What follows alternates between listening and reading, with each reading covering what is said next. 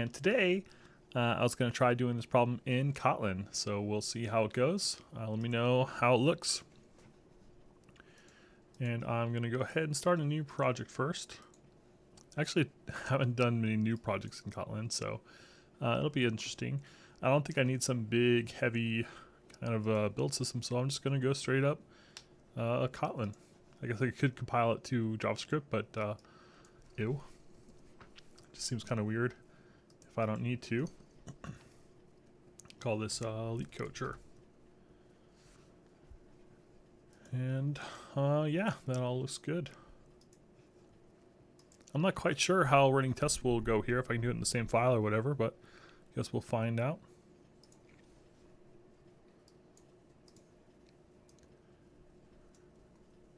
Alright, so while that's getting going, let's look at today's problem. Given an array of nums, return an array output such that output at any index is equal to the product of all the other elements of nums except for nums at I. So if we look at the input here, 1, 2, 3, 4, the output we get should be the multiple of all the other items, so the product. So 2 times 3 times 4 is 24, times, we ignore this one, so 24. Okay, cool, next one should be 1 times 3 times 4 is 12. Check. This one, 1 times 2 times 4 is 8. And finally the last one, 1 times 2 times 3 is 6, so that's it.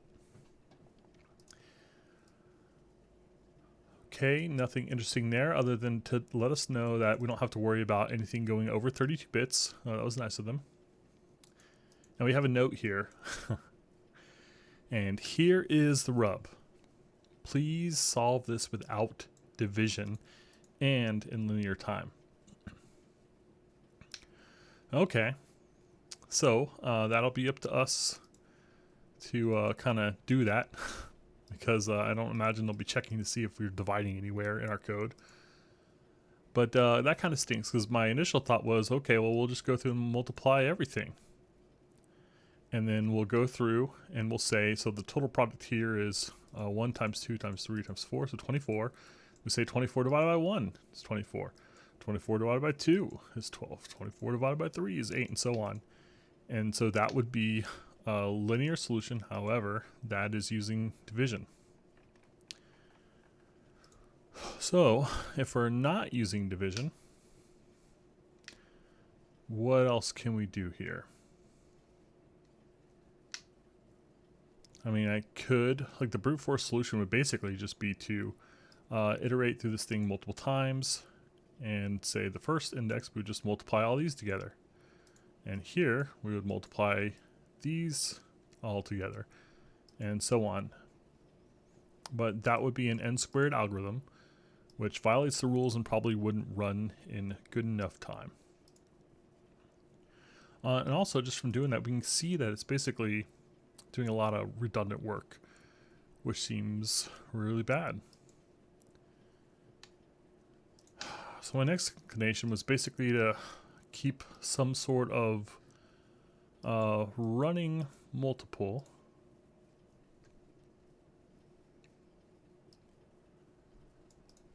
What would that look like? So in this case, we've got the 1. So we would start with 1, then 2, 6, 24.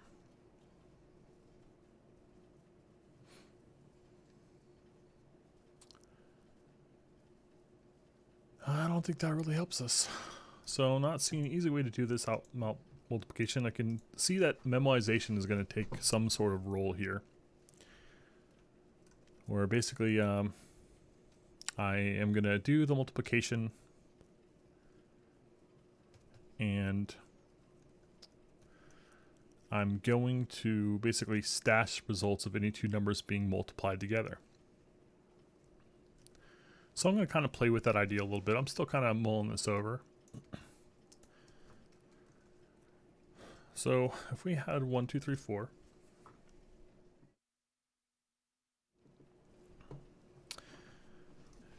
and I cached the results of every multiplication, which is crazy. But what if we did it? Made a key that's like,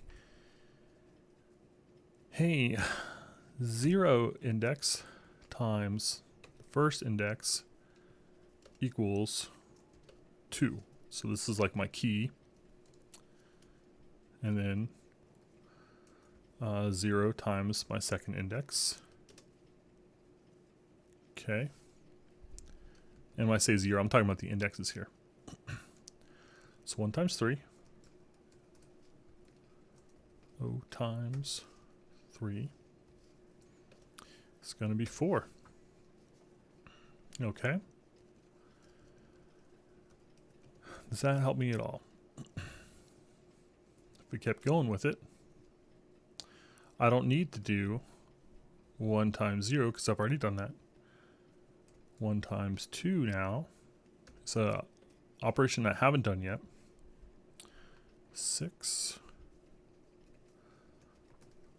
1 times 3 is 3. That's not true. I keep doing this wrong. So index 1 times index 2 is 6. Index 1 times index 4, index 3 is 8.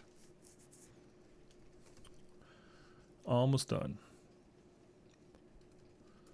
2 times 4 is 12. So by doing this, putting together this table now, I have only gone through and looked at each number multiplied by each number. So you can see that I have looked at 4 items and I ended up doing 6 operations, which is pretty close to n log n. So we've got a kind of a clue there that maybe we're looking at n log n algorithm. So we are looking, we are looking at data more than once, which I mean we're multiplying this number several times. So we can see I am touching everything more than once. And they do give us a hint here that they want to see this in O of n time, which is not happening right here, unfortunately. So this idea, I'm still going to look at it a little bit longer, but ultimately this is not going to be the solution we can go with, but it's maybe a jumping off point. And by the way, hey, if you have any tips or anything, let me know.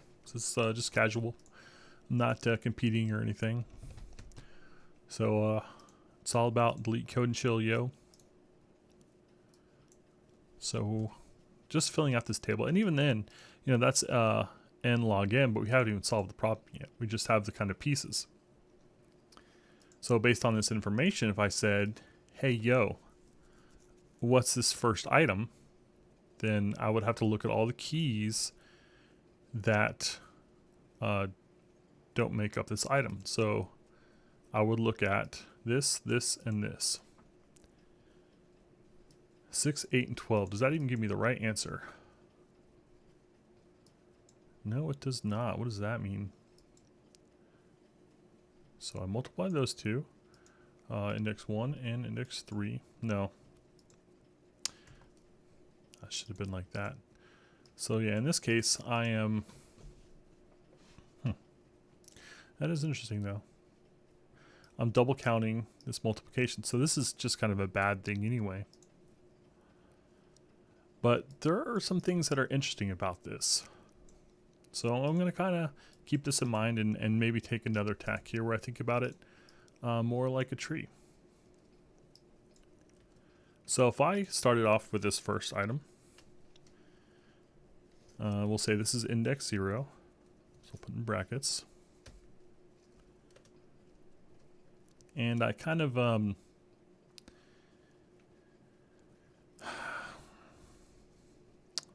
like dangle everything off of this that I would multiply in for my result, which is going to be 0 times index 1 times 2 times 3. And we look here. 0 times 2 times 3. I've already done this operation. I don't need to do that again. Okay, when we get to here, it's going to be, which we've done, times 2. Okay. All right. So if I think about caching, if we kind of come back to our kind of memoization idea down here, we said, okay, the first time we multiply any two numbers together, let's go ahead and cache it. We'll take the key here. Now this is kind of dumb because it's only two numbers. Doesn't really save us a lot of work. And let me do the real math here. I keep getting tripped up on these numbers. So we're looking at index 1 times index 2, which is going to be 6. So this is our key, and this is our value. All right, now in here,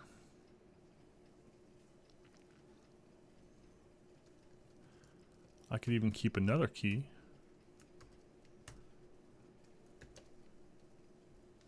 Which is going to be 2 times 3 times 4, that's 12.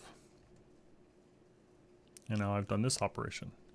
So I come down here, I can say, okay, I haven't seen a 0 or 2 yet. So let's cache that.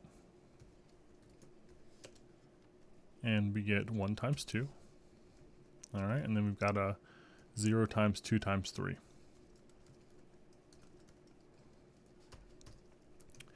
All right. And the result there is 1 times 3 times 4.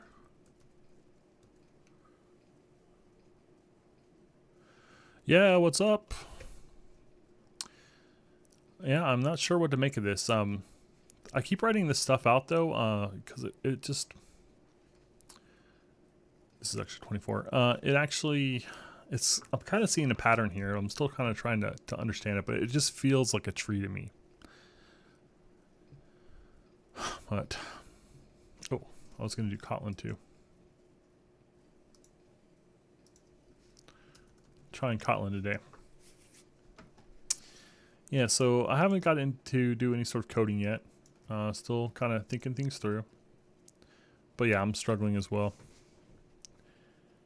The note here, that's the ruiner.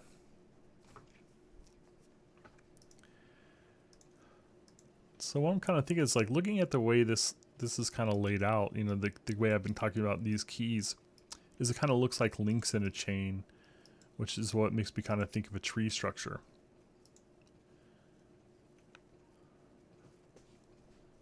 I'm trying to stave off any sort of repeated operations.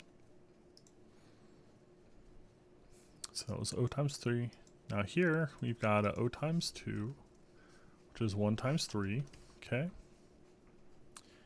And then this again, the whole thing is going to be 1 times 2, so 6. This looks familiar. Oh, I typed 5. 6. Okay. And where are we at? That actually should have been O times 1 times 3, geez. So that's 1 times 2 times 8. Have you made any progress on the other days, Abdul?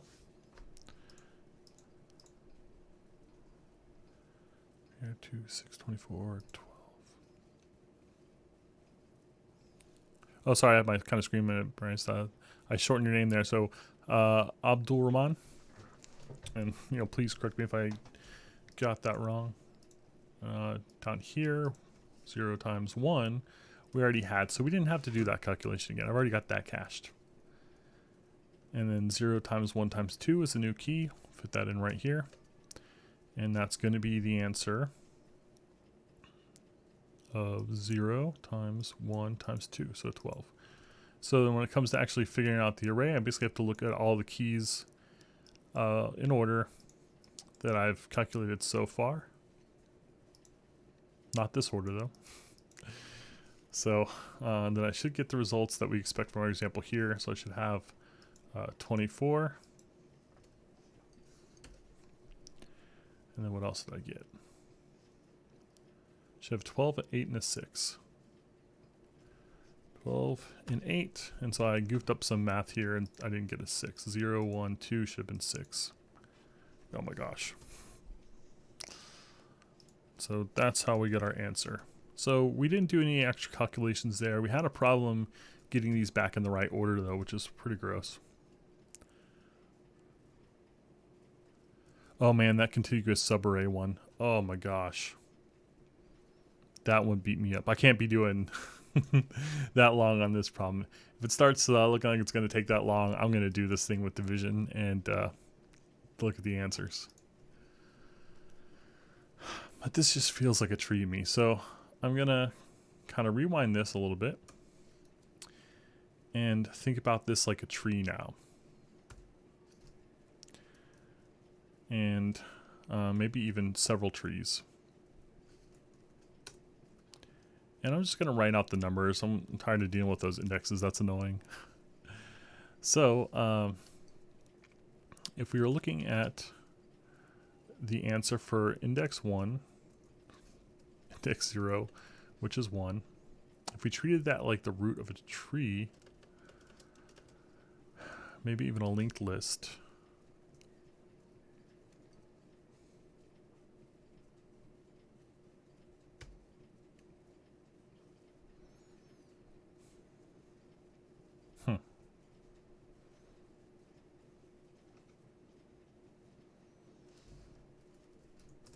wait a second here.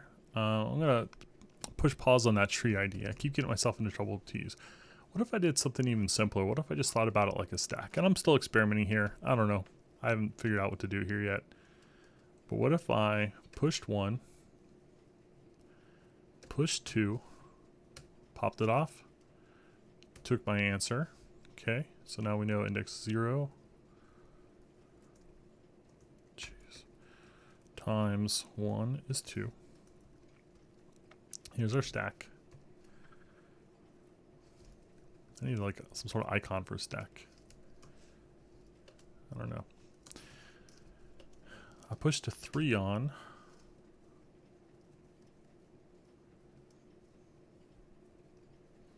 And I don't really know how this is helping me, other than I'm building up the same structure again. So now I know that 0 times 1 times 2 equals 6. And what I'm tempted to do is basically just divide the 0 off now and say, you know, cache 1 times 2, but I can't do that. It says no division.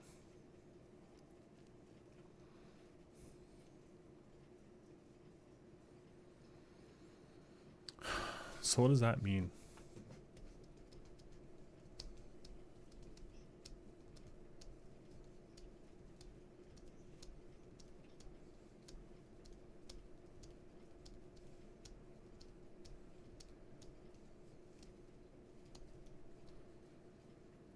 I mean, I'll tell you what I want to do.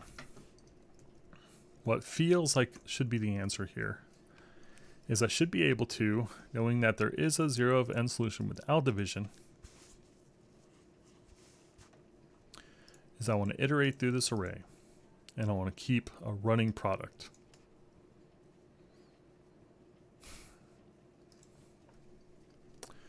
In this case, it'd be 1, 2, 6, 24.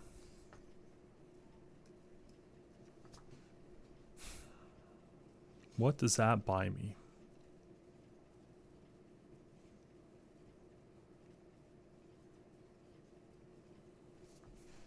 I can't divide this.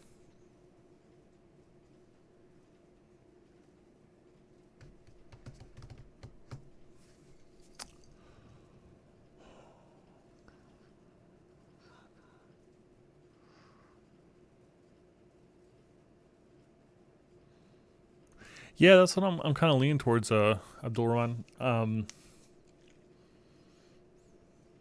almost wish I had some paper to kind of draw on. I'm thinking the same kind of thing. Basically, caching the results, so I only do each mathematical operation once, and then yeah, like you said, I'm abusing the memory.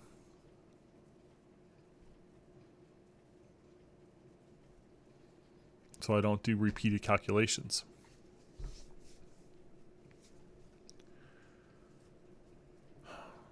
I keep wanting to do this like a tree though, and I don't know why I keep thinking about it that way.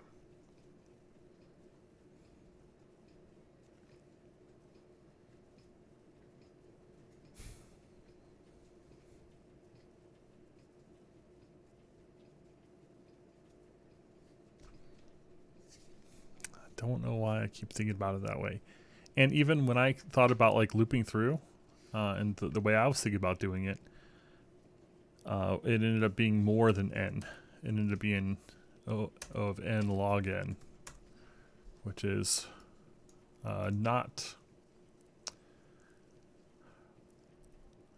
the answer. And here, look, they've got a follow-up to this. Is, can you solve it with constant space complexity? The output array does not count as extra space for the purpose of space complexity analysis. I did not know the output array doesn't count for space complexity. That's interesting.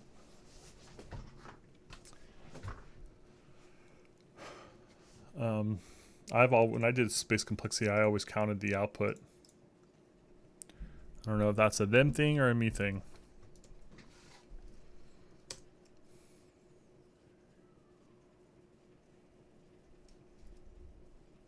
What if this were a graph? And I said node 0 is connected to nodes 1, 2, and 3. 1 is connected to 0, 1, and 3, 0, 2, and 3. 2 was connected to 0, 1, and 3. And 3 was connected to 0, 1, and 2. Now, what does that mean? If I thought about it this way.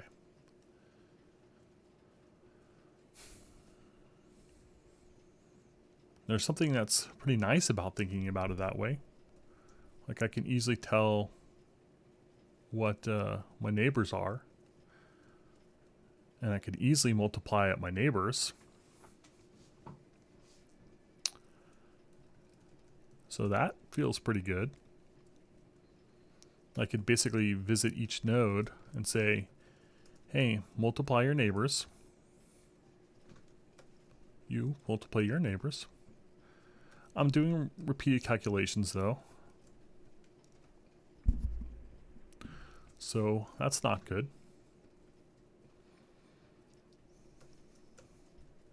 But that does look kind of pretty, doesn't it?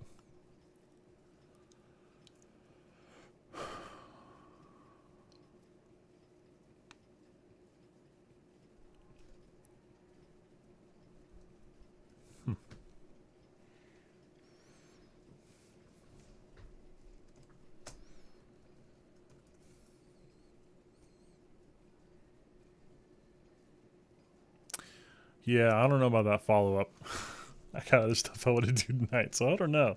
What about we think of this way? What if we, as we built up our graph, we started with node 0, and we said, hey, you multiply, or take 1, and then multiply it by 2, and save that answer. Okay?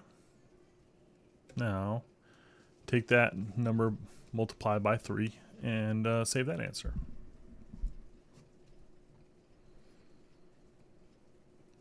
And then when we want to 1, and we say, hey, you add up 0, then what I want to do is basically say, okay, you know, I already did 0, so let me go to 0, and then divide the 1. Yeah, you're right. Everything I've done so far has been bigger than O of n.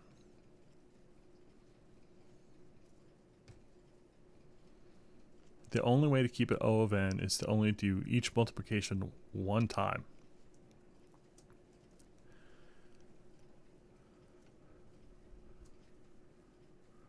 Unless I do multiple passes. Which, that would have to be a constant number of passes, so that doesn't make sense to me.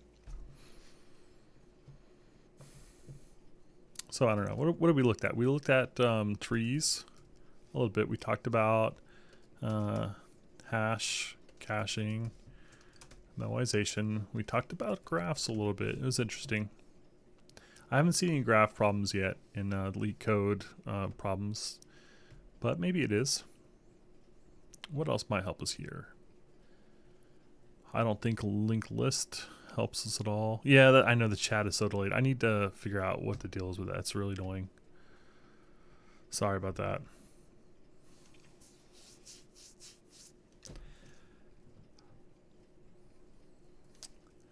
Linked list, I don't think is going to do anything for us.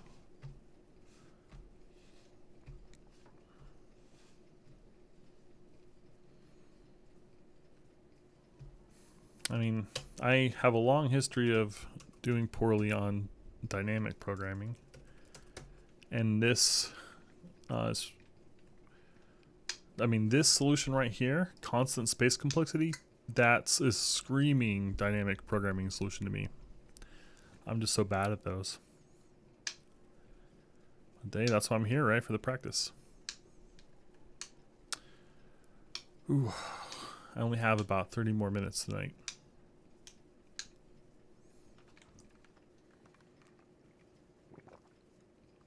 Oh, and then I'm going to be streaming later with Mad Viking God on his Twitch channel. So definitely recommend checking that out. He's awesome. I'll be doing probably some Go.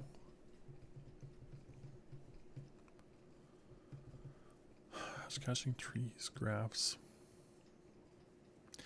I mean, trees, and I don't see tree helping us really.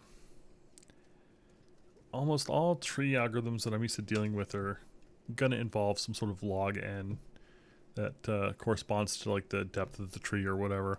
So given our hint, I think we could probably just stop thinking about that. Even graphs, I think, is unlikely if we're looking for O of n.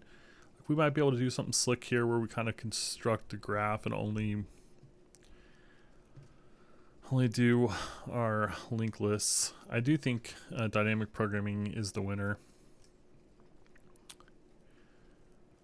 But I think that's probably going to be the advanced solution. So I'm a little bit worried about my ability to get there and the time limit. I really need to find like easy dynamic problems and just kind of build up and keep working at it. Because those are my kryptonite. I always struggle really bad with dynamic programming problems. You know, if I Google dynamic programming programming, there's two conditions, if I remember correctly, about recognizing a dynamic programming problem. And I think it usually deals with like problems that split up well into two smaller pieces, which we kind of have here, and also recursive solutions. And nothing I've looked at so far had any sort of recursive aspect to it. Oh, this looks like exactly what I wanted to do. Following the most important dynamic programming problems asked in various technical interviews. I'm going to bookmark this, because that looks good. Ryan K. Costco recently recommended the rod cutting problem. And I don't even know if I've done any of these. Look at this, longest common subsequence. Wow, this sounds exactly like the problem we had the other day with the balanced zeros and ones, and I really struggle on that. So I bet if I did all 20 of these, that I would probably be much better at dynamic programming problems.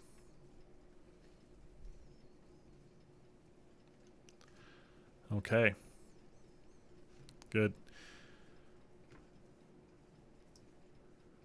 So to kind of read the description here, it's an algorithmic paradigm that solves a complex problem by breaking it into sub-problems and then caching the results of the subproblems to avoid computing the same results again.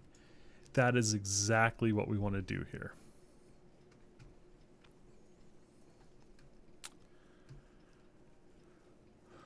So given that little hint, solve a complex problem, we got that, by breaking it into subproblems, okay, and storing the result. So that's kind of what I was getting at here.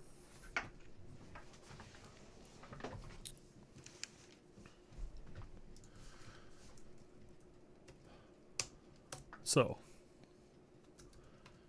if we think about breaking this up into subproblems, the solution for index 0 is going to be 1 times 2 times 3.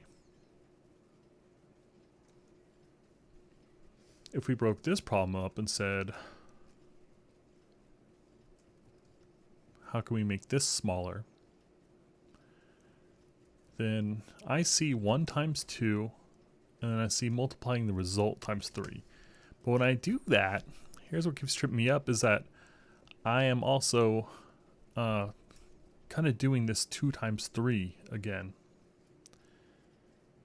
So even by breaking this one solution up into 2, I'm doing redundant work.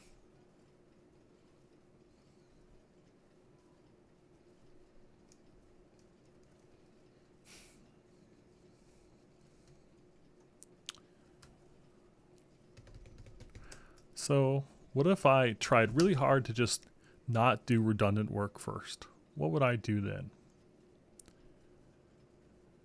I would say, I would go through my array and I would say index 0 times index 1 is whatever. 1 times 2 is whatever. 2 times 3 is whatever. 3 times 4 is whatever. I've done no redundant work, but I am missing things. I haven't done 3 times 1, for example.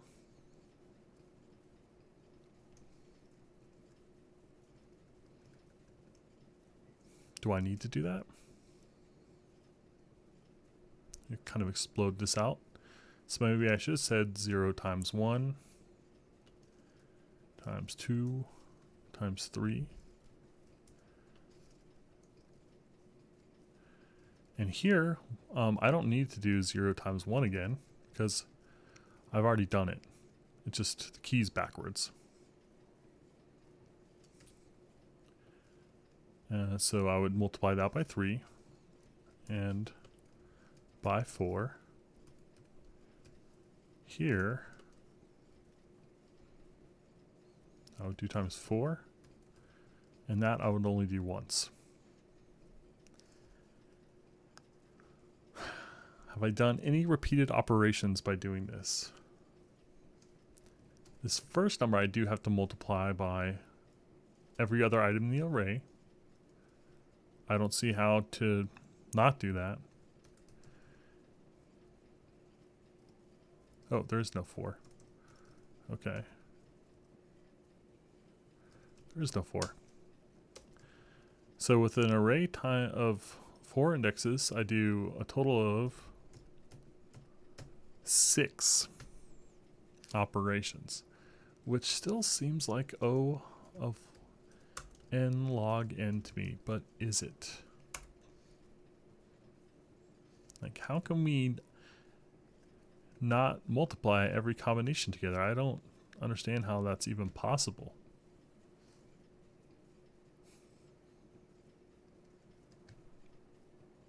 If we added a 4th element, and I would have to do that operation.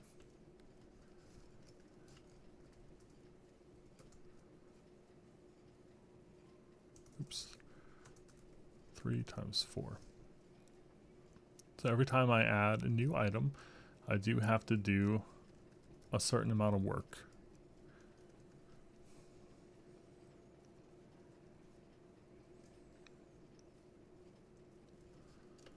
Did times 5. Like, there's clearly a pattern here.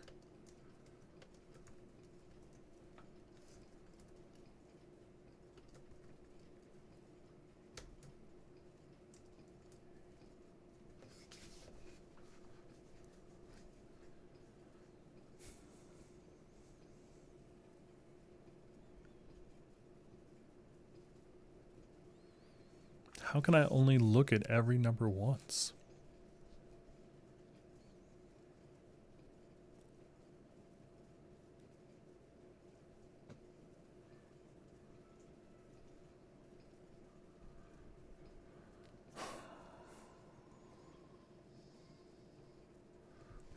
Yeah, I don't know. Maybe I'm getting too complex. Maybe this is fine. I mean, I'm only doing each mathematical operation once. I never do it again.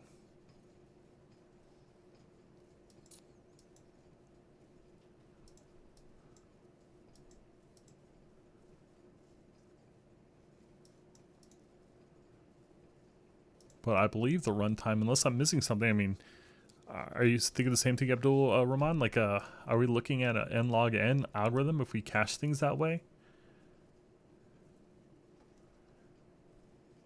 Like, we're doing every combination only once, but you can see I'm touching, for example, the first item in the index gets touched several times. 1, 2, 3, 4, 5. It gets touched once for every element of the array, so this might even be n squared. Yeah, array access is cheap. So I can look up items very easily without impacting my runtime.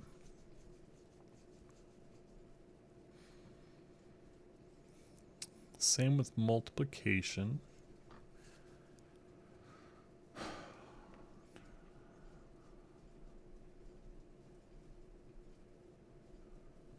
Yeah, you know, I was even wrong before. This is not n log n. This is just straight up n squared.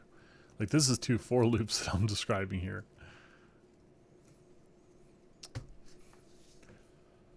Man.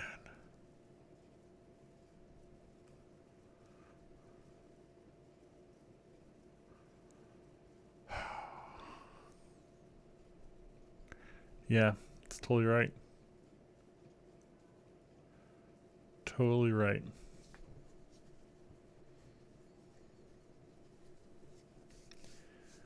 Oh my gosh.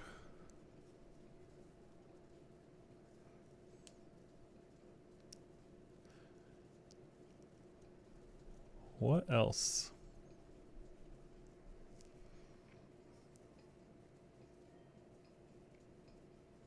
Trying to think what other tools we have.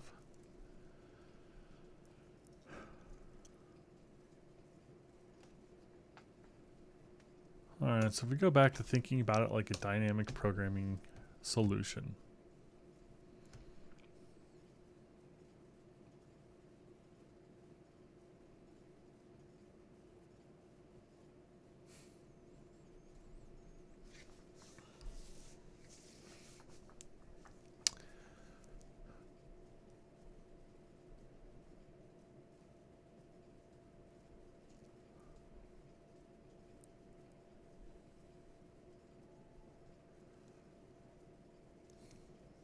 Man, I'm stumped.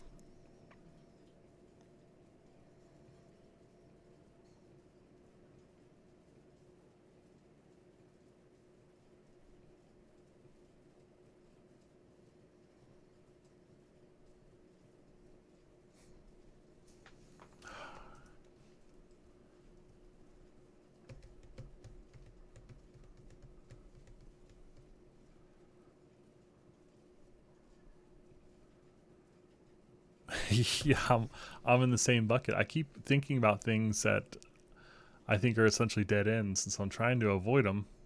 But here we are, 39 minutes in, and I haven't typed a line of code. And that's good. I'd rather not. I'd rather you know, type a lot and not solve the problem. So racing is cheap now.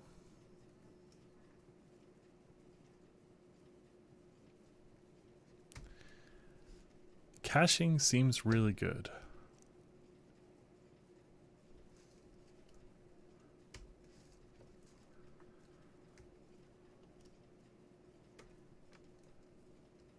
But it's not enough to just cache this.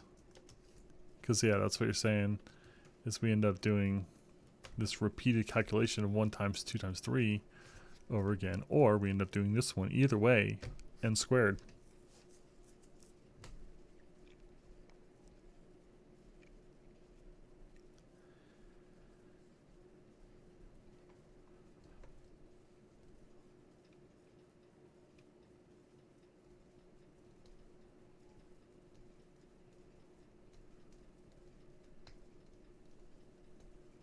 Huh. Did they tell us any? We have no hints on this one. They gave us hints on much easier ones. It's guaranteed that the product of the elements of any prefix or suffix of the array, okay, including the whole array. The product of the elements in the whole array fits in a 32-bit integer. So we're dealing with smaller numbers here.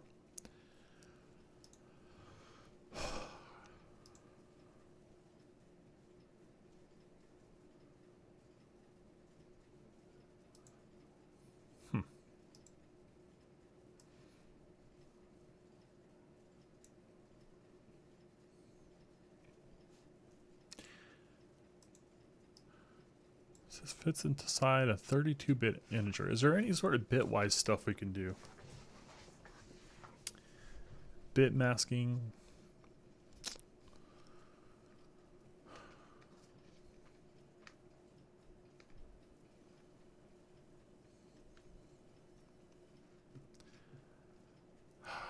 I don't know.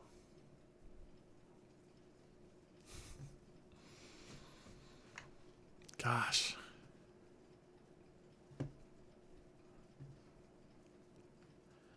Without division and an O of n. If it was one of these or the other, then it would be no problem. But both together is a problem.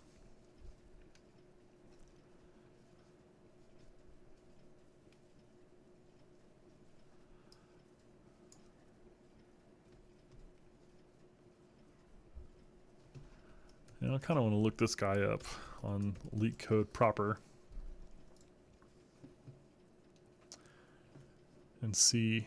Okay, so we got another medium problem. That makes me feel a little better.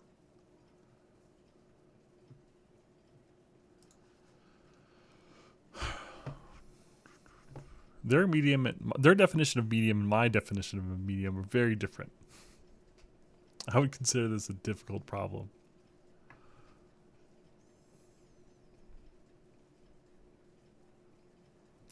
Could it be initializing one huge array to 1 and then looping over the elements and multiplying it to all the elements except the same index?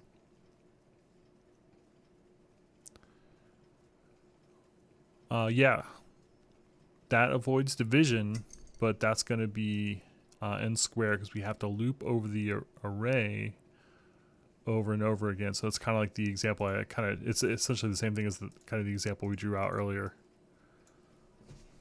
So that's going to be more expensive.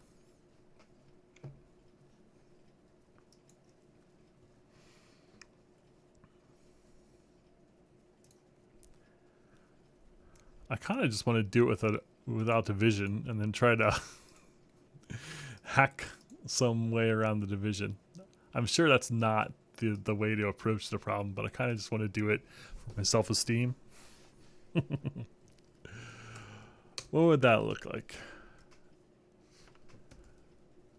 Nums.for each. Might as well do it.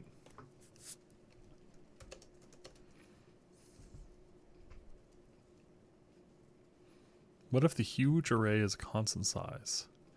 The biggest possible size. Yeah, that's true. That is one way of avoiding it would be n, it would be a constant, right? Drops out a big O. So that might be cheating. Where are you at? We had somebody in from Ireland. I think that's the farthest we've had on the LeetCode challenges. See, 2 a.m. So you're out like in I don't know, Russia, China, somewhere like that. Maybe India, Australia. Yeah, too late for this garbage, huh? We do a reduce here. Sum 0, and then we basically just take in whatever the sum, or sorry, 1, maybe sum and I. Just do n, say return sum times n. Okay, and then basically we could do another nums.reduce, or a map, n, and it would be total divided by n. That's the answer. So there you go. That is linear time. Oh, I did it. Screw it. I did it in I've got, you know, it's not that much different to do in Kotlin, but I'm just going to go ahead and do it in JavaScript because I've had enough of today.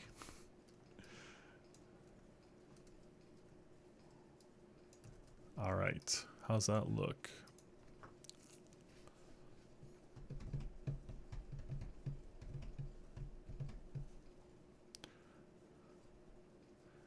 Oh, we got the right answer. UAE, cool. I don't know if I've ever met anyone from the Arab, United Arab Emirates. So nice to meet you. I'm in Florida. Oh my gosh, if they gave us 0 and 0, what happened there? Get not a number. So we got in the sum, which is 1 times 0. So the total I thought would have been 0. And then we, oh, total divided by 0. That's funny. And interesting. So basically, if n equals 0, then total is that. Oh no, total is 0. Otherwise, so that's kind of an interesting little hint there. Not really sure what to make of it.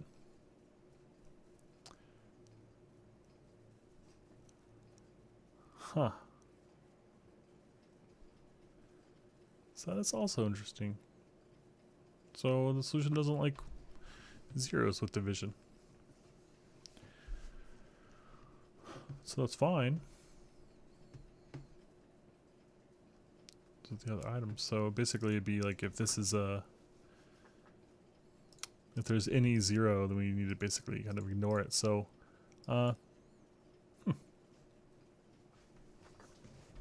that's pretty cool. So we can work around that, but this is not the answer we want to go with anyway.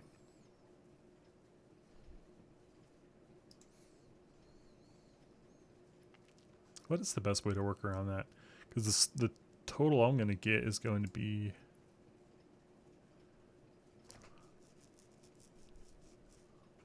yeah, so that's weird.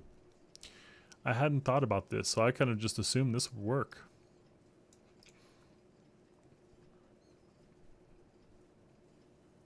I can't just ignore zeros. Huh. Okay. So what if we looked at, what if we solved a very, very small example?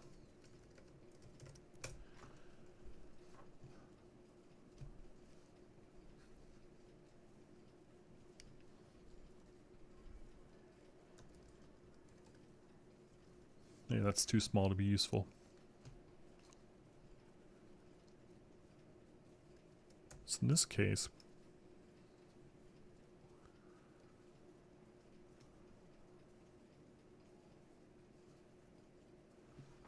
yeah, it's kind of funny when there's a 0 in the mix, it kind of throws off a lot of my ideas. So some of the things I thought of before about like keeping a running product don't work with zeros anyway. So that is a very interesting hint.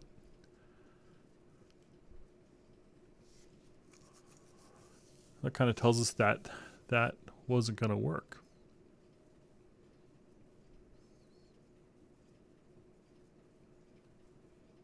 So the solution can't do any sort of running product.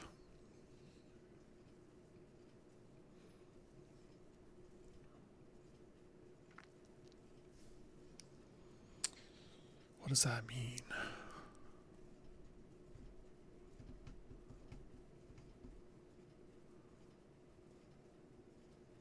Yeah, I know.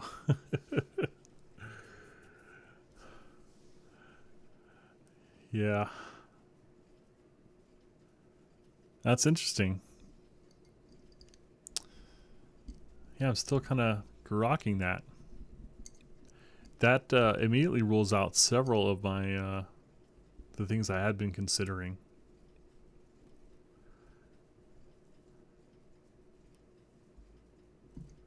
It kind of rules out all math tricks, I think. I mean, if zeros are in the mix.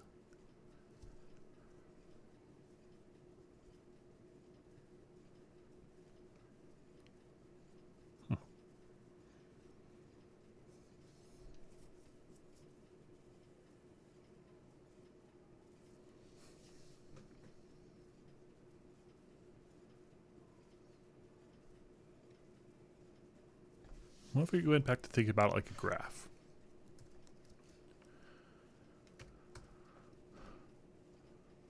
Maybe a hash table. When I say 0, then I know that I have to do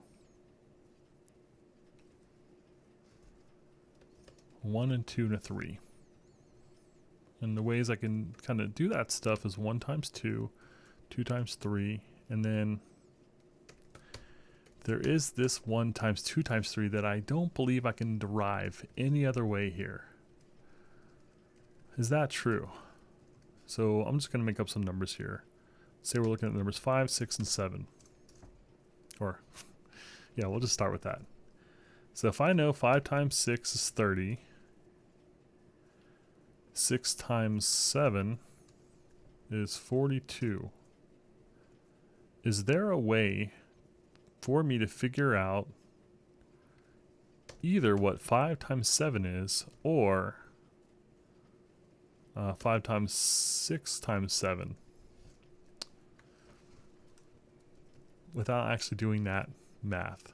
So I guess maybe it's even easier to just think about it abstractly and just deal with it like a pure math problem. If I know the answer to A times B, we'll call it X, sure, and I know that B times C equals Y, then what does A times C equal?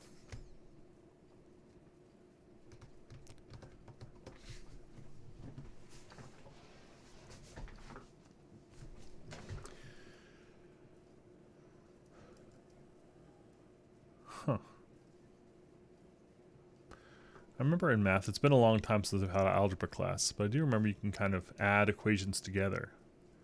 So what we'd end up here with is basically A times B plus B times C equals X plus Y. Does that help us at all? Is there any way we could write this equation to solve for A times B times C, for example?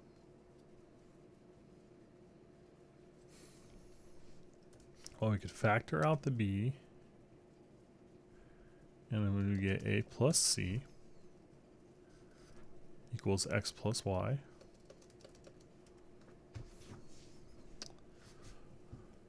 That's kind of interesting, but I don't really know what to make of it.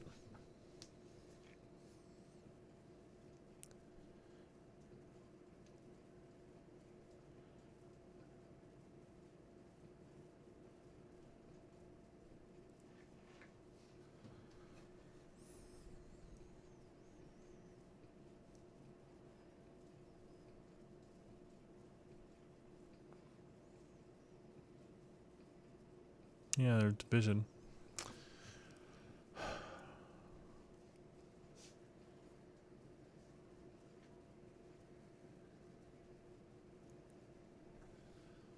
I keep coming back to this. This is interesting.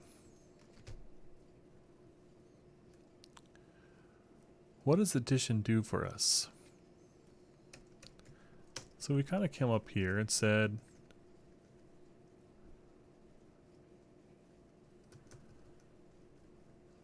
what if we kept a running sum of the numbers? Does that do anything for us? We have 0, 1, 2, 3.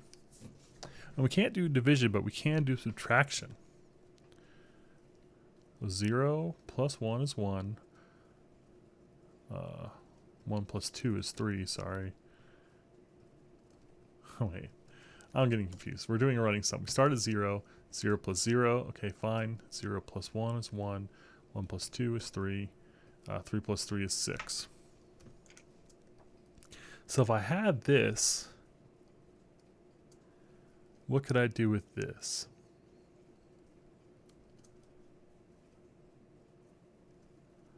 I could subtract out this number from the total 6. And then what?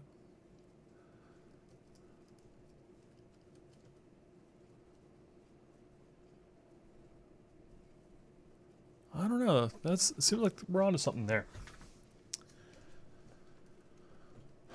If I add these up together, 1 plus 2 plus 3, the answer is 6. So now I come back here and I can take 6 minus 0, 6 minus 1, 6 minus 2, 6 minus 3. And that will get me what?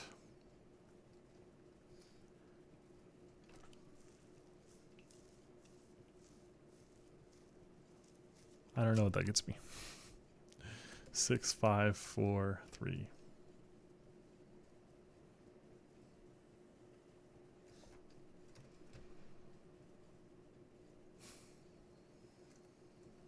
That doesn't look useful.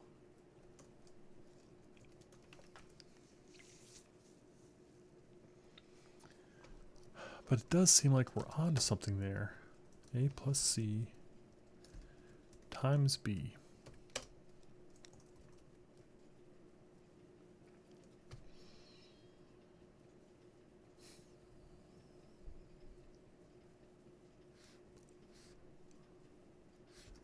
That's equal to A times B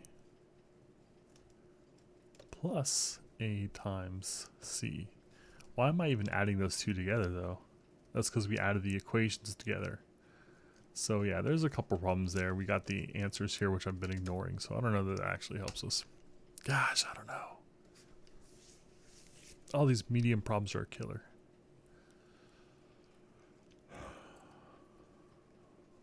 I don't know, there's something that kind of feels right about mixing of addition and multiplication. Maybe if we have some data structure to store each possible computation as we go along the list.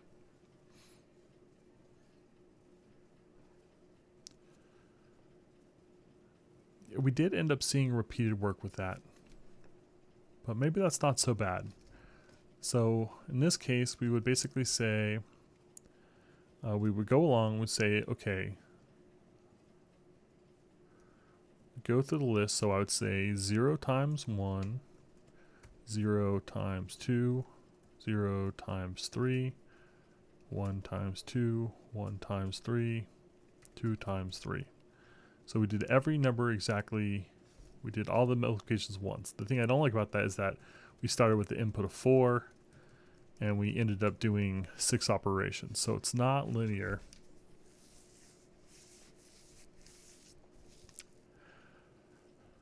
And that's not enough math. We still have to do more.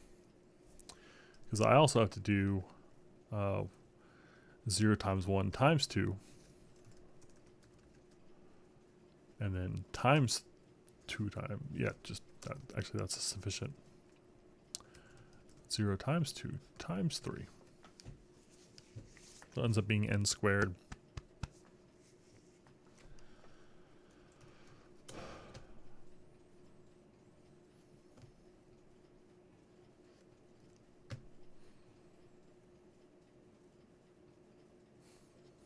It seems like the answer for how to not divide something is to not multiply it the first time, in the first place.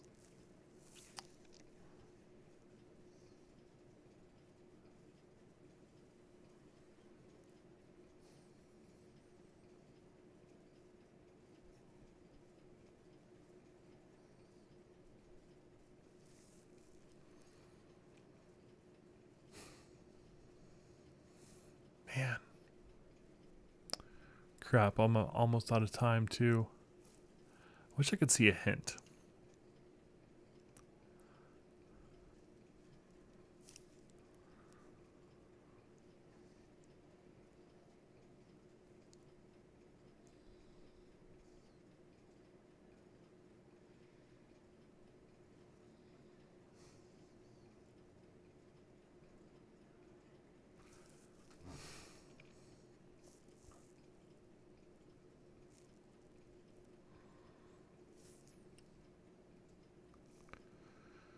Hey Abdu, how you doing? This problem is beating me up again. It's a medium. If you're just checking in, I'll go over the problem again. So what we're doing is basically going through an array, and we're mapping the results such that every index is the product, the multiplication result of every other item in the array, not counting itself. Here's the rub. You're supposed to do it without division and in linear time. And we've been going back and forth with Abdul Rahman here, and we keep coming up with solutions that either involve division, and we ran into an interesting problem with that as well, but also cases where we aren't running in linear time. So the struggle is trying to meet those two qualifications.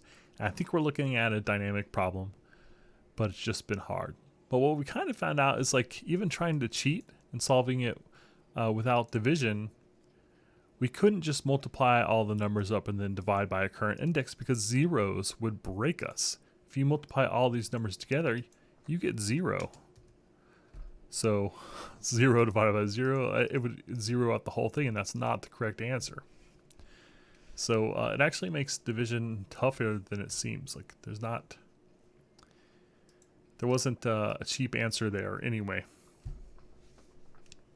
So we're trying to figure out how to not do any additional math. We only want to multiply numbers together once, but that's trickier than it sounds.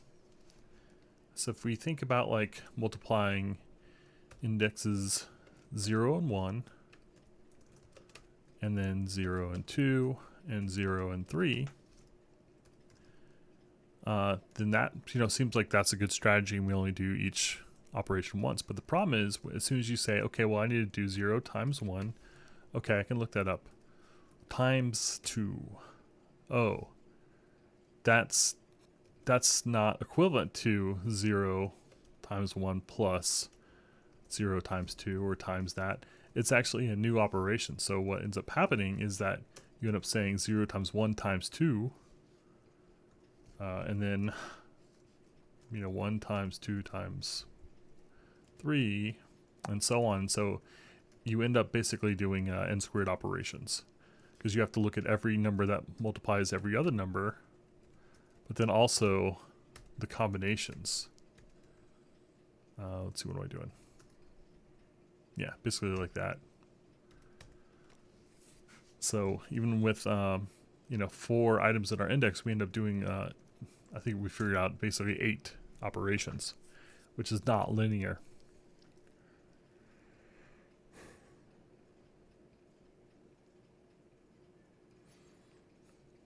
We started looking at maybe mathematical tricks we could do with, like, kind of trying to rewrite the math equation, I guess is the way to say that. But that didn't really go anywhere. We talked about graphs, we talked about trees.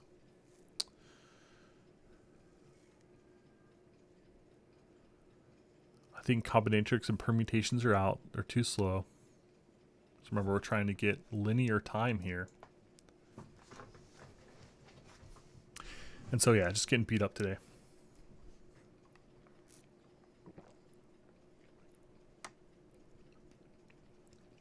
I was trying to think of the problem we solved the other day with the zeros and ones being balanced. And that feels like the kind of solution we want to do, where we kind of keep some sort of like running indicator that informs us what we need to do. What I mean by that is basically keeping some sort of running product. But I just don't know what to do with that. In this case, it gives us 24, but if there's any 0 in the mix, then it just breaks that whole strategy. And that's why division doesn't really help us a whole lot. We could probably if around that sort of thing, but we're not supposed to do it anyway, so I didn't want to spend a bunch of time on a messy solution that kind of doesn't count, you know?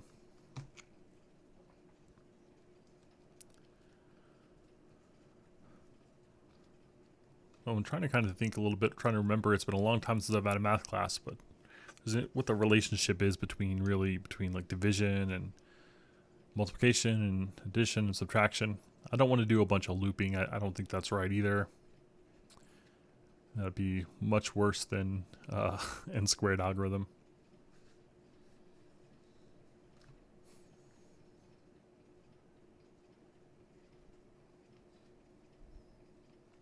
Dynamic depends on the previously visited multiple.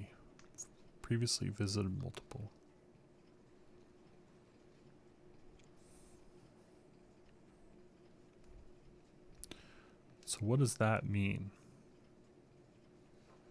I'm on board with it being a dynamic solution. So we need to split this up into smaller subproblems that will tally up probably in some sort of table to the right answer. And we know the format of the table, right? We know that our output equals some sort of array here that we can use to kind of build up. Yeah, so, you know, that's interesting. What if we pre-filled an array with 1?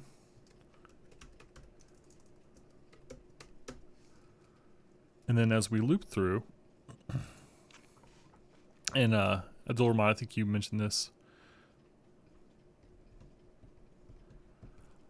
Figure division using exponents. That sounds familiar, man, but well, also, what's up, Forrest? I don't know that I could figure that out. Could cheat.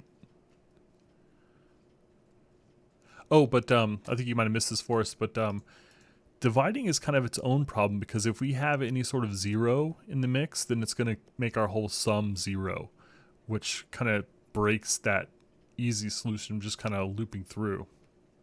But I'm going to take a note here. Let's see here. That maybe there's something to do with exponents here. Because that is interesting. It could get big. I mean, they tell us that the product of the entire array will fit into a 32-bit integer. But all bets are off when we're talking about exponents. But JavaScript is great at numbers. And I know I said Kotlin on the description.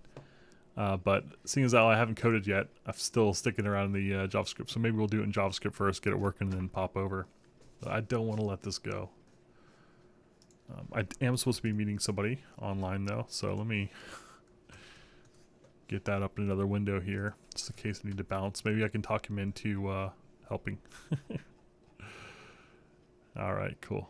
Let me just make sure I got that up. I'm supposed to be doing some pair programming tonight on I guess a Go project over on Twitch with the Mad Viking God. So I don't know. I really don't want to let this go, though. So we'll see.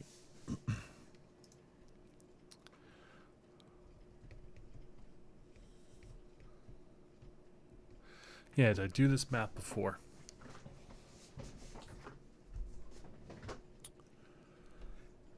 So we still have division in that mix there.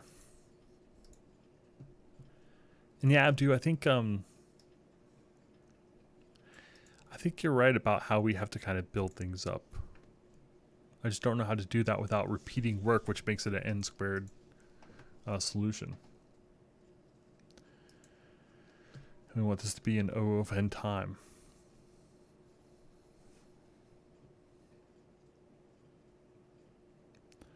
Four to the third minus 2. Yeah, I see what you're saying. That's slick. That's like, I forgot about that sort of thing. But we still have the problem with the division. So if we had an array initialized to 1s, and I just loop through our input here, one at a time, and said, hey, we're looking at 1. because this is the first item, we would just multiply every other 1 times 1. I'm doing too much work there. But maybe it's not so bad. Next we look at a 2. And I know that I would loop over this and say, okay, now you're equal to 2. We skip you. You're equal to 2. You're equal to 2. Alright. 3. You're equal to 6. You're equal to 3. We skip you. And you're equal to 6. Oh man, I think this is it. I think this is it. Check this out. Okay, and then we get the 4th in. Oh man. This might be it. Let me say 24, 12, 8. And that's the right answer. So I did some repeated work there. Yeah.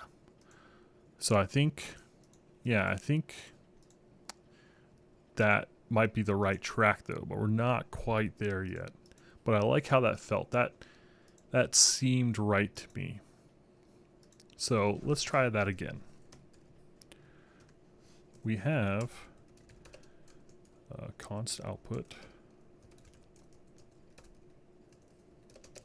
equal to an array, and we'll just set it to 1s for now. I think we can get away from that too. And we look at these things an element at a time. Let me just clear this out too. So our first input is a 1. Now, because we know every item is the same at this point, and we don't have to look at our current element, what we can do is just blast this guy to the right.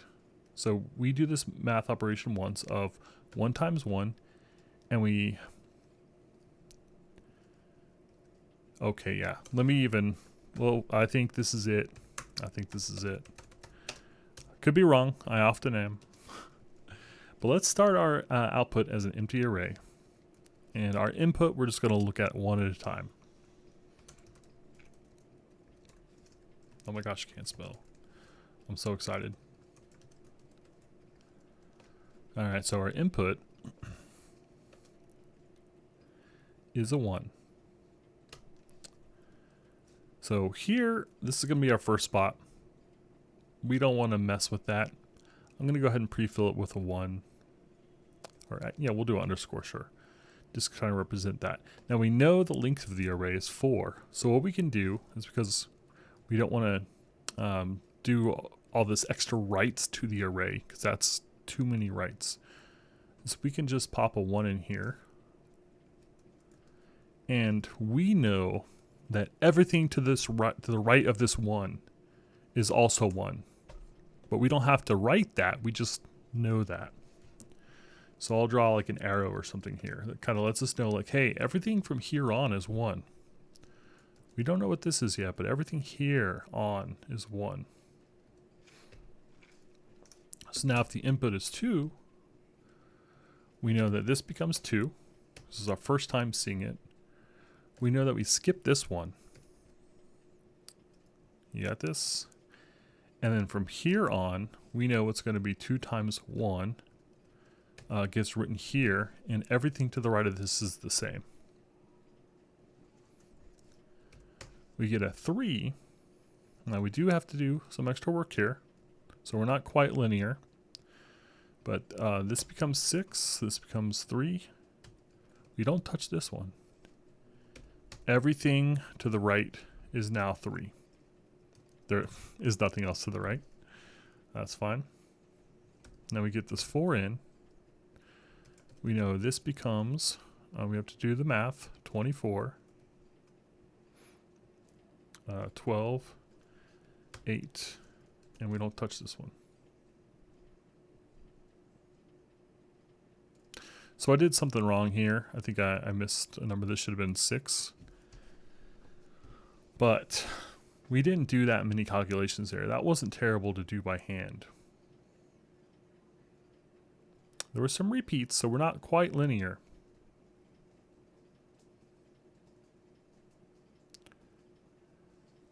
But I like how that felt. Does that feel good?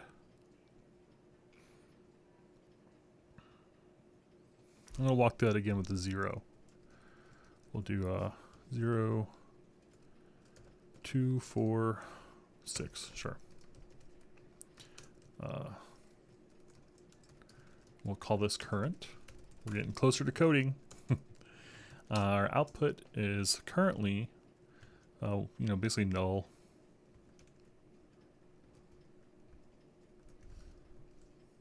So it's undefined as of now. When we look at 0, ooh, this is bad. Or is it? Every other item is going to be multiplied by 0. Yeah, this is going to be a silly example. All right, we look at 2. Okay, now you get populated with 2. And then everything else gets multiplied by 0. So this is a dumb example. Let's try one without a 0 again. Sure, we'll do repeated numbers. See how that goes. How do you guys feel about this one? I think this feels like the right track to me. We got our placeholders.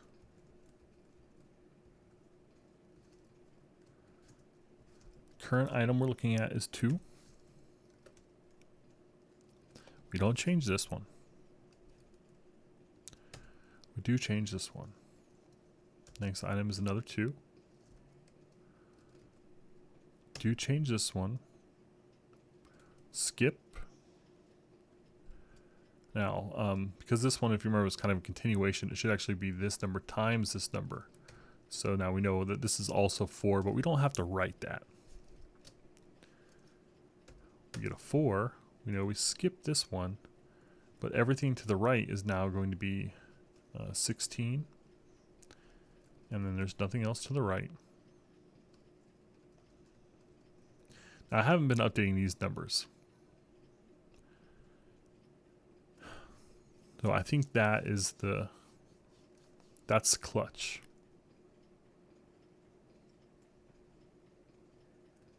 You might be right. You might be right, Abdul Rahman. So let's explore that trap. If this is going to be a dead end, let's find out as fast as possible. It's fail fast, right? Put this back to 1, 2, 3, 4. We'll ignore zeros for now. So this time, I'm going to try to do it with only in operations. And I'm going to go ahead and put a little marker down every time we do any sort of touch on an item. So we get a 1, and I update output at 1. So that's 1 right. And I looked at, input of 1. And we know implicitly that everything else to the right is 1. But we don't have to write it. We don't have to store that. Okay, now we look at output of 2.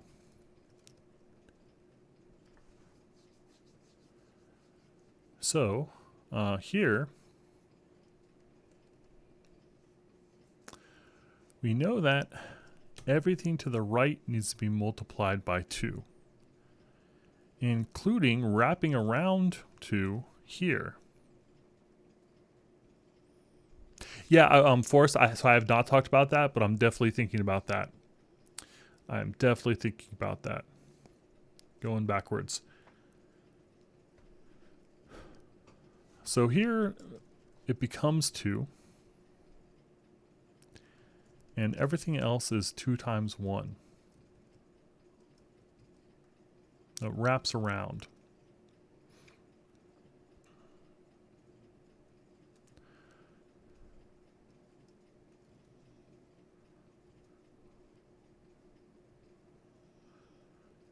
Yeah, I hear ya. Something is not quite clicking right here, but I think there's something here. I feel it in my bones. When we get to the 3,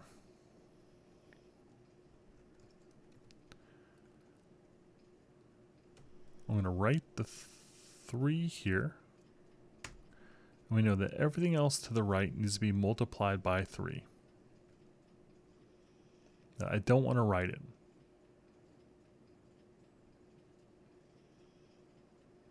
Yeah, I see what you're saying. I still have to do that math. I'm not able to skip that. So we get to the 4, and finally I can write the 4 here. So now to kind of unwind this, I say that the answer is 4 times 3 times 2 times 1, which is 24. Then I go to this one, and I gotta unwind it again. So it's equal to whatever was in here. No, yeah, you're right. This is not going very well. Output. But it feels so close to me. If we could just figure out how to skip those repeat operations.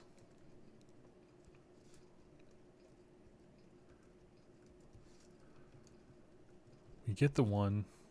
We can think of all of these as 1.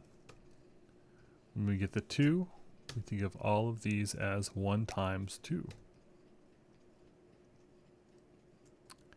What kills me is like we don't have to do the multiplication for those two, right? We're doing that several times.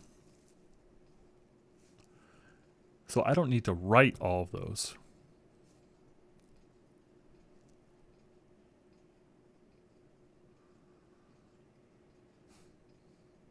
Yeah, what if we write it that way? What if we think about it that way? I'm going to write this out again, like I do. The current is 1. So what we do is we say, instead of actually writing to our output array, let's just keep some ranges here. Yeah, I think what they're saying, Abdul, like what I understand is like saying that no prefix or no suffix of the array. I think they're saying like these numbers, the suffix, there's no combination of these numbers ending the array will add up to over 32-bit. And by no prefix, I think they're saying there's no combination of these numbers that will equal 32-bit. And then they say, including the whole array. So it seems like they could have just said the product won't ever exceed 32 bits. So it's a weird way of writing it. But I think that's what that means. But you're right. Maybe that is some sort of hint. Let's check this out. So let's try one more way of writing this. So if I bring in a 1, I take a 1, and I say 1 is applied to the range of 1 to 3. Okay? Then I get the number 2. So now, what can I say about 2? It needs to be multiplied for the 0th item, and also it needs to be applied to 2 through 3. We get the number 3. Then it needs to be applied to indexes 0 through 1. Skip 2 and 3. We get our 4th number. Then we know that 4 applies to ranges 0 through 2. Jeez. 0 through 2. That's it.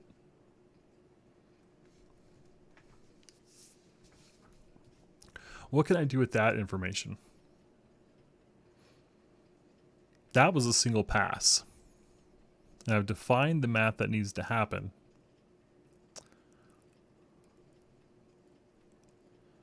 So how do I avoid doing that multiplication for all those numbers?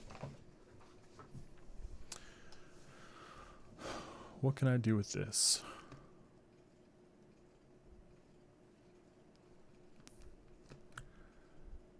And this is basically the same as how I kind of filled it in. I just didn't do any writing to the array. This is stuff I can figure out easily. You know, give it any number, I can figure out the range that skips that number. The 2 ranges, either to the left or to the right, that skip that number.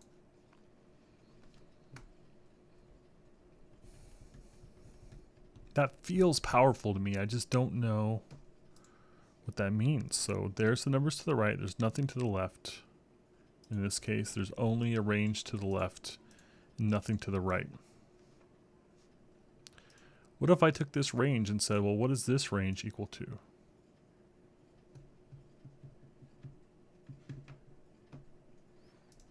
Well, 0 to 2 is just equal to 0 to 1 and 1 to 2.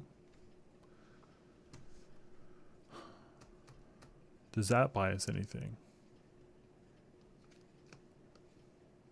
So I can kind of divide and conquer these ranges down to the smallest bits and then just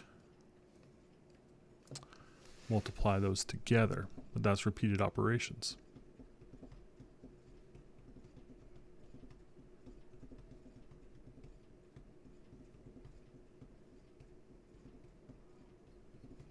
If we can multiply every other half of the array together and store that for every element, we can skip some of the operations. Yeah, every other half of the array together. Store that for every element. Yeah, I think I'm starting to understand what you're saying.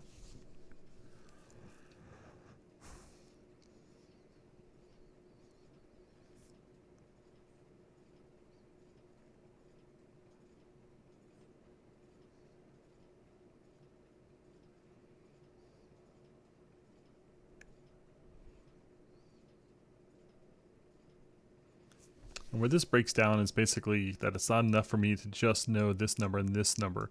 I have to multiply this together too.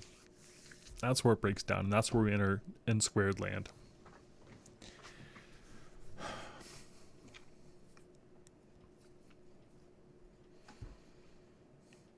But man, I have a map of what needs to change.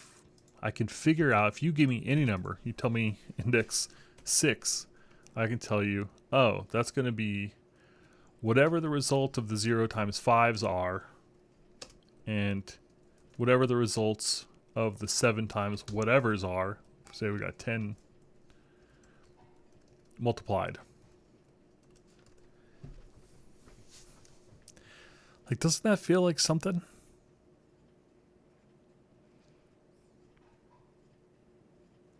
For any number, I can break it down into a smaller piece.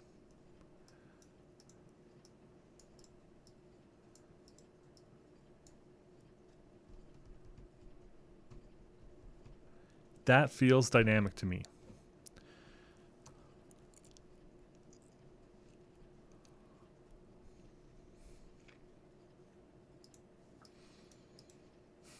That feels recursive to me. Feels like caching. It feels like the right answer. But I'm wrong constantly. So don't know.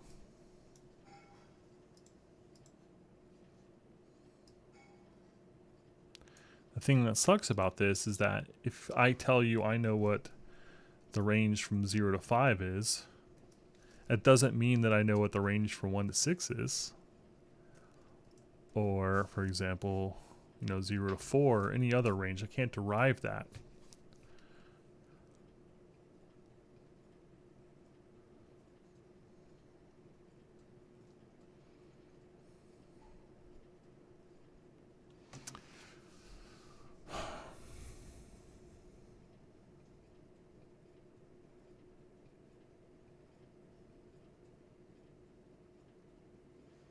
Yeah, I'm gonna keep that in mind. I'm gonna think about this another way. This is gonna be goofy. What if we compressed our array?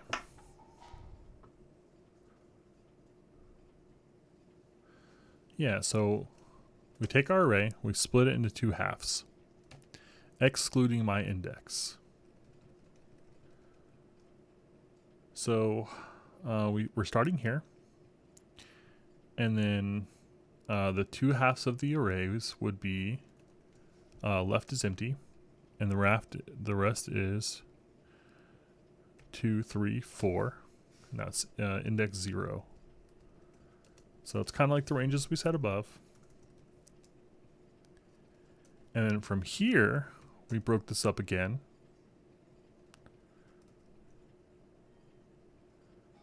And so that becomes 2 and 3, 4. Okay, and sure, we break this down one more time. 3 and 4 feels like a merge sort. We broke it down, we divided, now we got to conquer. 3 times 4 is 12. Place that with 12. 2 times 12 is 24. So that's pretty cool.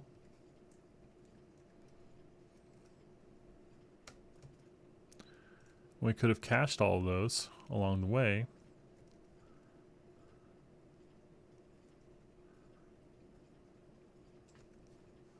Do we need to? No, you only need that first line. Okay, so only looking at the first line. 2 and 3 and 4.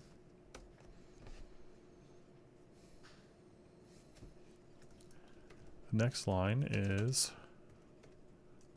1 and... Nope. Yeah. 1 and 3 and 4. Man, this example is driving me nuts. I'm going to just do it this way. Let's just have the indexes and the values match up. All right, so here I'll just delete all that. Our input is 0, 1, 2, 3. Dang it. So 0 becomes empty on the left and 1, 2, 3. 1 becomes 0 and 2, 3. 2, 0, 1, 3. And then 3 is 0, 1, and 2. And nothing on the right. What does that buy us? That's kind of a similar thing as like keeping the ranges.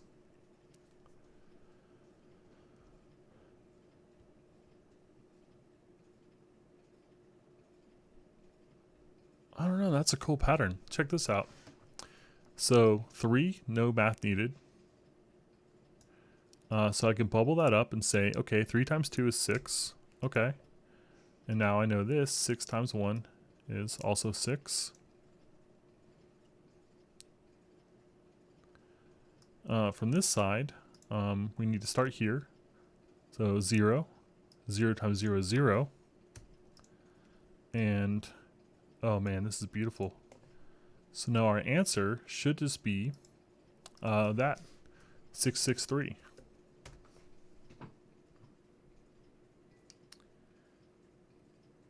Is that actually the right answer? So 1 times 2 times 3, 6, yep. 2 times 3 is 6, yep. In this case, 3 times 1 is 3. Oh man, that's it. That's it. I did a minimum math there. I only multiply each number once, and I bubbled it up. So I basically split the problem up into 2 halves. And I did at most 1 duplicate operation, I think, if I thought about that right.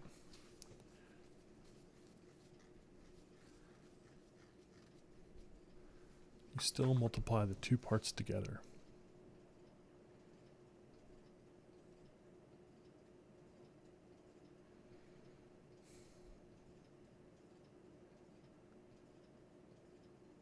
Oh, I think I see what you mean. Like, so we would multiply these 2 parts together.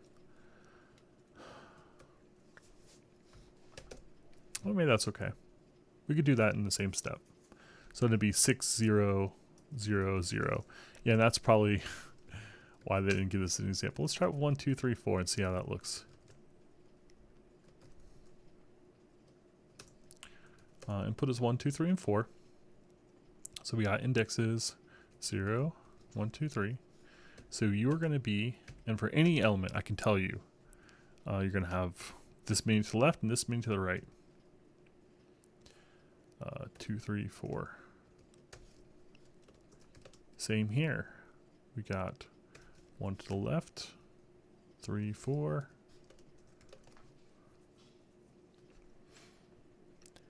And 2, we've got blah, 1, 2, and over here we just have 4. Okay, 1, 2, 3, and we've got nothing. Okay, now, you know, I did that kind of just writing it out. Like for me as a human, here we have nothing to do. Whenever we have the number 1, we know we can just kind of pop that in with 1. Here we've got now 2 numbers. So 1 times 2 is 2. So we know that we could have bubbled that up to here to have 2 times 3, which is 6. And then for the other half, we need to kind of think about it from this side. Yeah, I think this is good. So here this is just a 6. Here we've got a 4. That's fine. So that bubbles up to here. We have a 12. Okay. And then here, we know that's a 12 without doing the math again. We just get a 24. So the result then becomes, you know, the left side times the right side. If it's empty, you know, treat it as 1. So we get 24. I goofed this up again. I did that before too. 24, 12. Got that wrong. And 6. So what did I do wrong here in the math?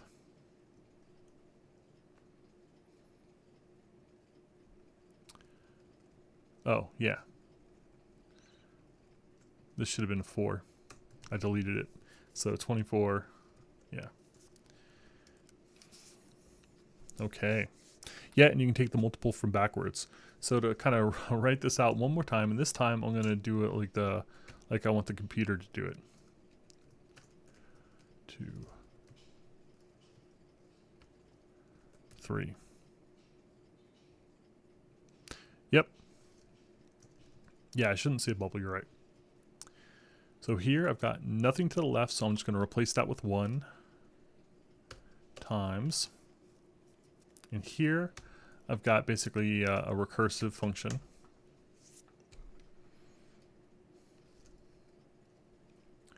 Now over here, we're going to come down to first index. So this time it's going to be the result of this times 2, which is 2, times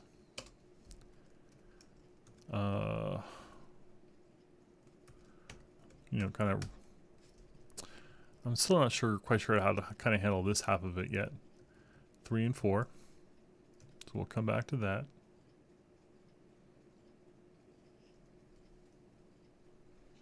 And also, this is not correct. This should have been a 1 again, sorry. 2 is skipped, 3 and 4, okay. We come to this one. Now this one is going to be 2 times the result from the previous step, okay, times 4. And at this point we have enough information to complete those steps. So we know that 4 is fine. 4 times 3 is 12. And then 24. Alright, and then the last step is going to be this number times 3 times, no, it's this number times 3, which is 6.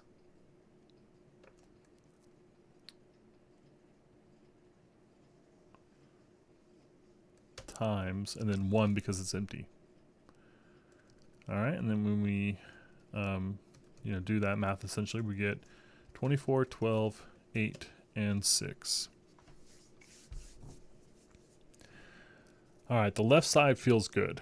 I know how to do that. The right side is still weird to me. So that makes me kind of want to do it from the left and from the right at the same time, which is strange.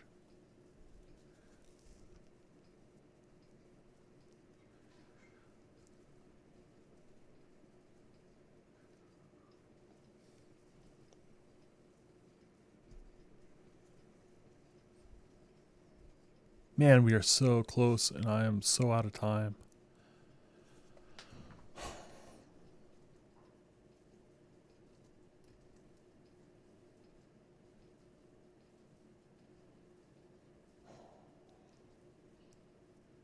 Oh, this is painful. What to do, what to do.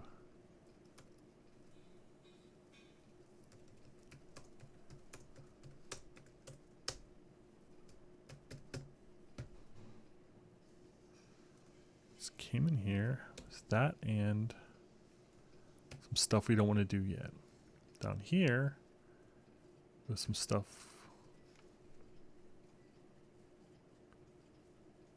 We don't want to do yet. And that. Just trying to see if there's like a kind of somewhere to meet in the middle.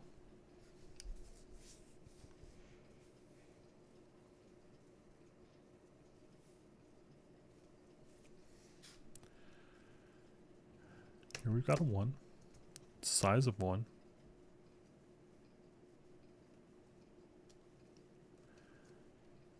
Some stuff I don't want to do yet.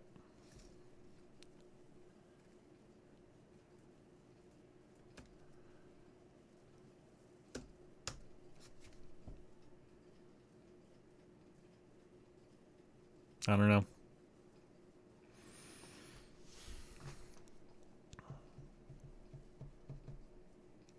Yeah, I think so too. I guess so too, Abdu. I'm afraid I'm going to have to call this though. So I got to take a break here for a little bit and then I'm going to be on with Mad Viking God. So maybe I'll come back to this later tonight. I don't know if, I'm sure you're not going to be around, Abdul Rahman. I hate to leave a problem unsolved here, but I'm going to have to go. This is killing me. All right, so yeah, I'm gonna go, and maybe I will magically think of the answer while I'm not around, not at the keyboard. So I'll definitely still be thinking about it. It feels like dividing is the way to go. This feels like a divide and conquer type solution. It feels good.